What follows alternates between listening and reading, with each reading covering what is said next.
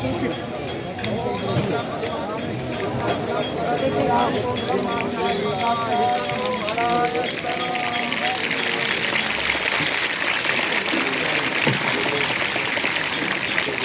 Mic थोड़ी बोलो भारत माता की जय। भारत माता की सरस्वती मैया की। बहुत ही पवित्र दिन है जब आज सरस्वती जयंती, क्या कहेंगे, सरस्वती जयंती, माँ सरस्वती की जयंती का दिन जो वसंत पंचमी के दिन ही आता है। वसंत पंचमी त्यौहार जो है हमको पता है हमारे जीवन में एक खुशहाली लाने वाला त्यौहार है।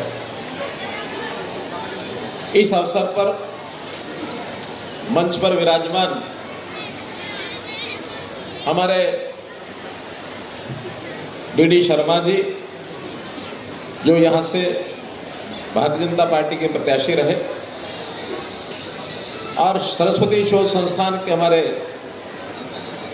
चेयरमैन श्री धुम्मन सिंह जी किरमच, हमारे बीच में संतजन भी बैठे हैं, स्वामी राजेंद्रपुरी जी, इनका आशीर्वाद समय समय मिलता रहता है। अभी संत अमरदास जी, संत सच्चिदानंद जी, जिन्होंने यहाँ मंच पर अपना आशीर्वाद दिया, भारत भूषण भारती जी, हमारे बीच में हरियाणा के वक्फ बोर्ड के चेयरमैन श्री जाकिर हुसैन जी, श्री सुशील राणा जी, कैलाश भगत जी, जय सिंह पाल जी, और जो अपनी मधुर वाणी से इस स्टेज पर हम सबको मनमोहक गीत भजन सुना रहे थे। बहुत सुंदर वातावरण में संस्कार में गीतों का जो चयन करके इनको अपने सामने रखा। ताजा ताजा एक गीत ये बोल दो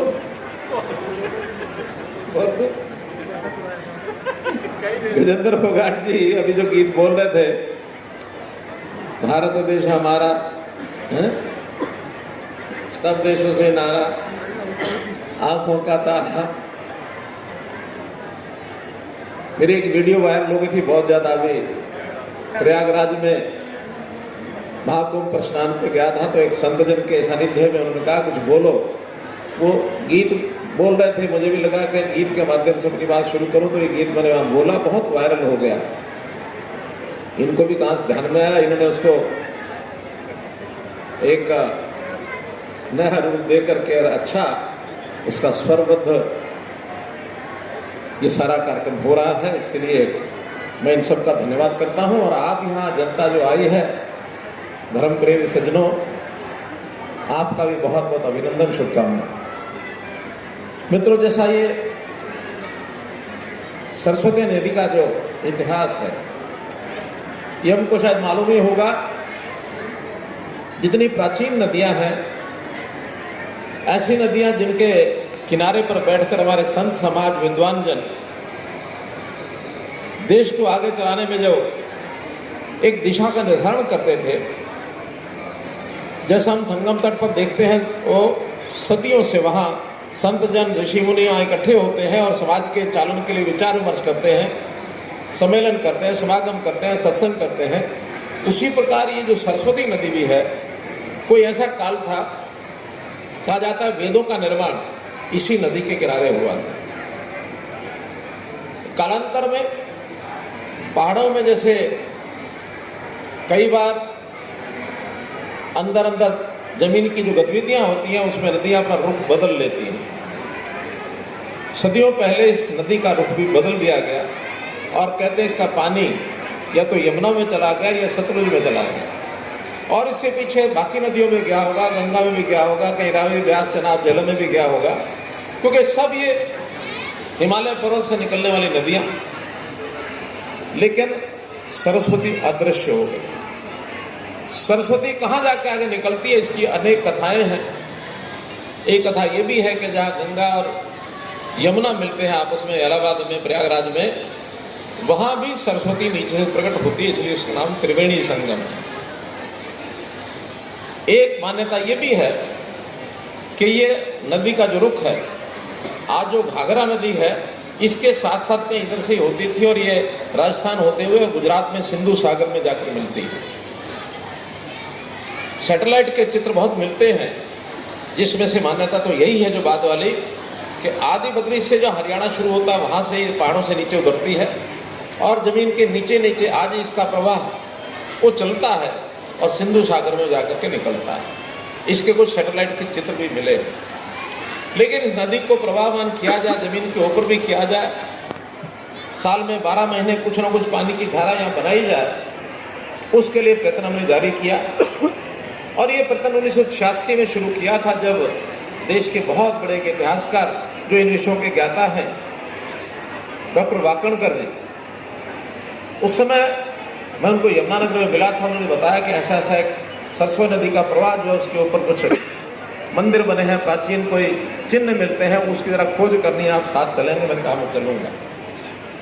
मुझे सौभाग्य मिला कि 1986 में 3 दिन तक लगातार उनके साथ चल करके और ये पेहवा तक का पूरा यमुनानगर आदि बद्री से लेकर यहाँ तक उनके साथ यात्रा मैंने की।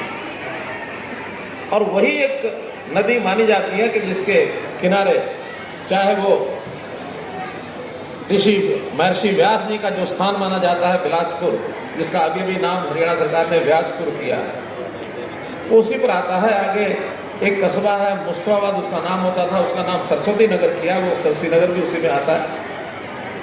ये घाट जब पिपली पर आते हैं तो जू के साथ जो घाट है सरस्वती का, आगे फिर कुरुक्षेत्र होते हुए और पेहवा होते हुए और ये आगे गग्गर की दिशा में जाकर के मिल जाती है। अभी इसके ऊपर कोई ज़मीनें जो थी उसका कब्जा हो गया, लोगों ने अपने नाम कब्जा करा लिया, कहीं कागजों में भी लिखा गया। बहुत स्थान तो आज भी ऐसे के ऐसे सरस्वती नदी के नाम से लिखे हुए। खैर प्रयत्न हमारे सरस्वती हेरिटेज बोर्ड हमने बनाया आज से शायद 10 साल पहले, 2015 10 साल हो गए। उस बोर्ड के माध्यम से इसका मार्ग, इसको कैसे हम प्रवाहमान बनाए, उस ज़मीनों को कैसे सरकार उसको खरीदे अथवा लोगों से दान में ले या जिस तरह तरीके भी करे, लेकिन उसका मैं समझता हूँ 80-90% एरिया जो है वो सरस्वती नदी का नाम हो चुका है। अभी भी 5-10% बाकी है। एक बहुत बड़ा प्रोजेक्ट है ये हमने लिया, सैकड़ों तीर्थ नदी के ऊपर है।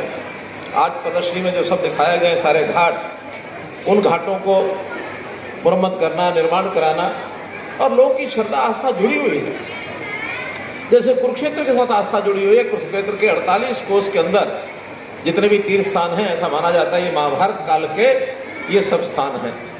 ये सब भी कहीं ना कहीं सरस्वती नदी से जुड़े हुए रहे हैं।